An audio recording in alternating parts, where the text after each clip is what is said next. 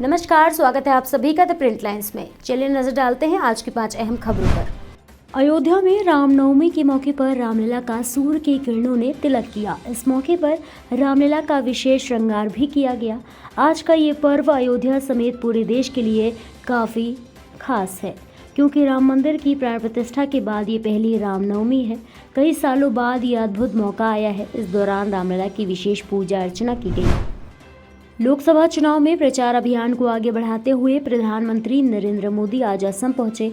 यहां उन्होंने रामनवमी की शुभकामनाएं दी और अयोध्या में भव्य राम मंदिर में मनाए जा रहे उत्सव का भी जिक्र किया और साथ ही कांग्रेस पार्टी पर जमकर निशाना साधा।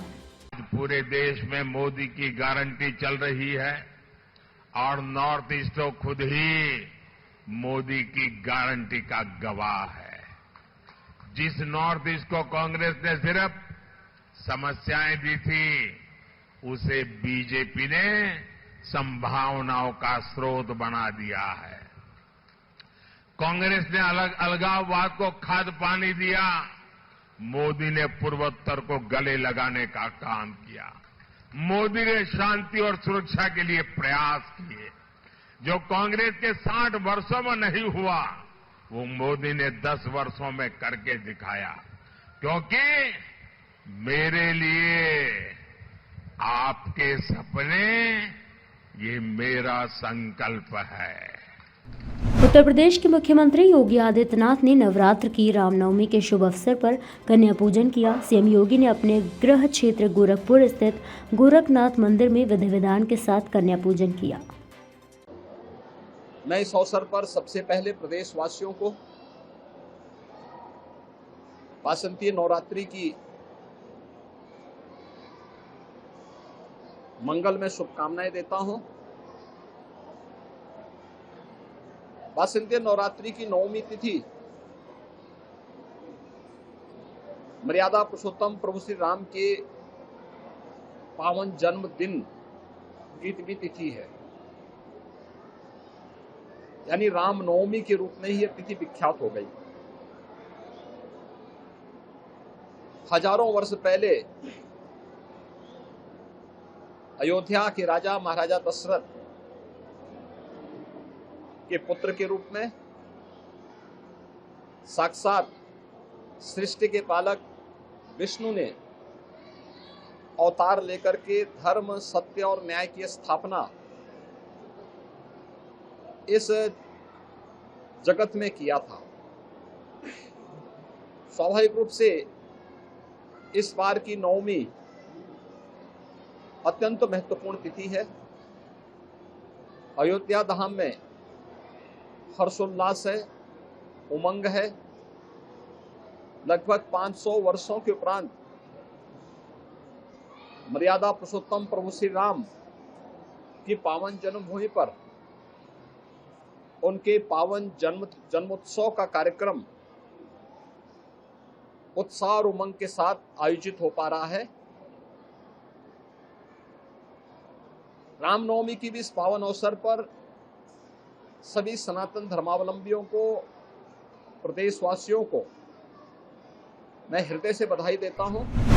उत्तर प्रदेश के उप मुख्यमंत्री केशव प्रसाद मौर्य ने कांग्रेस सपा पर निशाना साधते हुए कहा कि राहुल गांधी और अखिलेश यादव ने गठबंधन करके 2017 में उत्तर प्रदेश विधानसभा चुनाव लड़ा।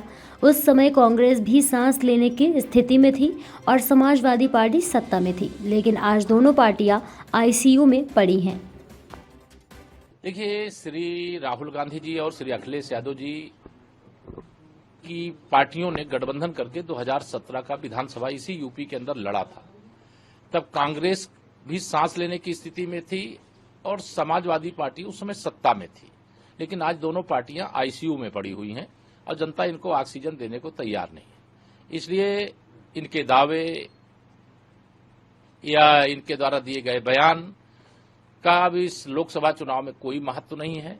जन जन ने ठाना है तीसरी बार माननीय नरेंद्र मोदी जी को देश का प्रधानमंत्री बनाना है और आज श्री रामनवमी है। इसकी समस्त प्रदेशवासियों, देशवासियों, दुनिया भर के राम भक्तों को बधाई देता हूं। राहुल गांधी ने कहा कि ये विचारधारा की लड़ाई है और जो आरएसएस और बीजेपी की विचारधारा है वो देश को कमजोर कर रही है और यहाँ का जो सिस्टम है उसको कोलैप्स कर रहा है। कांग्रेस की कोई विचारधारा नहीं है।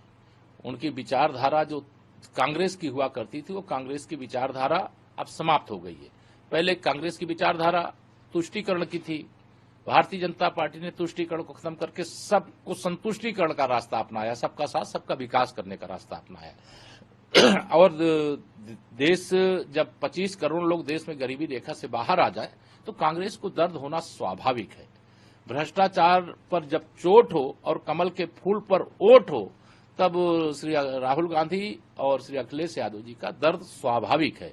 लेकिन 2024 में सपा, बसपा, कांग्रेस तीनों का खाता उत्तर प्रदेश के अंदर नहीं खुल रहा है, जिसके बारे में मैं जानता हूं। वो कह रहे पीडीए एनडीए को हराने वाला है। पीडीए वो नहीं है, वो परिवार डेवलपमेंट अथॉरिटी है। पीडीए कह करके लोगों को गुमराह न करें, लोगों को भ्रमित न करें, और लोग भ्रमित होने वाले भी नहीं है और हम लोग भ्रमित होने देंगे भी नहीं, क्योंकि उनका पीडीए का मतलब है, मैं अगर थोड़ा कठोर शब्दों में कहूं तो ये कह सकता हूं कि श्री अखिलेश यादव जी का जो पीडीए है वह श्री अखिलेश यादव जी और Shrimati Dimple Yadav ji private limited company है, और बाकी सब चाहे उनके परिवार के भी बहुत सारे लोग हैं, वह भी उस कंपनी के डायरेक्टर नहीं है। बस उस कंपनी में वह जुड़े हुए हैं कि शायद उनको वर्तमान में नहीं तो भविष्य में कोई फायदा मिल जाएगा, लेकिन अब वर्तमान में भी फायदा नहीं है, भविष्य में भी फायदा नहीं। सर, एक आखिरी सवाल है, जहां पे अभी जो राजनीति में पूरा बदलाव देखा जा रहा है, अब व्यक्तिगत टिप्पणियां शुरू कर दी है विपक्ष ने। समाजवादी पार्टी ने कि कई बीते दिनों देखा कि कई नेताओं को लेकर पर्सनल टिप्पणी करी, आपको लेके भी करा। देखिए, मैं मेरे को लेकर के, चाहे मेरे प्रधानमंत्री जी को लेकर के, चाहे मेरी पार्टी किसी नेता को लेकर के, अगर सपा की ओर से, बसपा की ओर से, कांग्रेस की ओर से कोई भी अभद्र टिप्पणी की जाएगी तो उसका जवाब, यानी गाली का जवाब गाली से नहीं देंगे, बल्कि उनकी गाली का जवाब, उनके अपशब्दों का जवाब कमल का बटन दबा करके, कमल का फूल खिला करके माननीय मोदी जी को तीसरी बार पीएम बना करके देने का काम करेंगे। भारत के केंद्रीय सूचना एवं प्रसारण मंत्री अनुराग ठाकुर ने मां चिंतपूर्णी देवी के दरबार में माथा टेका और चुनाव में जीत का आशीर्वाद लिया। इस दौरान उन्होंने कांग्रेस पर भी हमला बोला। और जो चुनाव की 6 सीटें वे कांग्रेस जीत रही। भारतीय जनता पार्टी देश में 400 सीट की लड़ाई लड़ रही है, कांग्रेस 40 के लिए संघर्ष कर रही है। पूर्ण बहुमत की सरकार 2014-19 में भी देश की जनता ने बनाई, 24 में बनाने के लिए तैयार है। 2014-19 में भी चारों की चारों सीटें हिमाचल ने जिताई, 24 में भी भारतीय जनता पार्टी को जिताने के लिए तैयार है। जहां तक कांग्रेस की बात है, अगर वो अपने विधायकों को नहीं संभाल पाए, उनके काम नहीं करवा पाए, क्षेत्र का विकास नहीं करवा पाए, जो वायदे किए थे वो पूरे नहीं कर पाए, अपना घर न संभाल पाए और दूसरों पर ठीकरा फोड़ें, ये कहीं से उचित नहीं है। सर, कांग्रेस अभी तक जो टिकटें हैं वो हिमाचल की, वो भी अब तक घोषित नहीं कर पाई है। देखिए, कांग्रेस का अंदरूनी मामला है, वो तय करें कब उनको टिकटें देनी है, किसको देनी है। जो भी चुनाव लड़ेगा, मुद्दों पर, विचारधारा पर, विकास पर, सब विषयों पर चुनाव में चर्चा भी होगी। हम अपनी उपलब्धियां बताएंगे और चुनाव जीतेंगे। सर, मंडी से कंगना रनौत के विरुद्ध विक्रमादित्य कहने से आप कितना कड़ा मुकाबला मानते हैं? क्योंकि हर राजनीतिक दल से कोई ना कोई तो प्रत्याशी आएगा। ऐसे ही और भी खबरों को देखने के लिए बने रहिए द प्रिंट लाइन्स के साथ।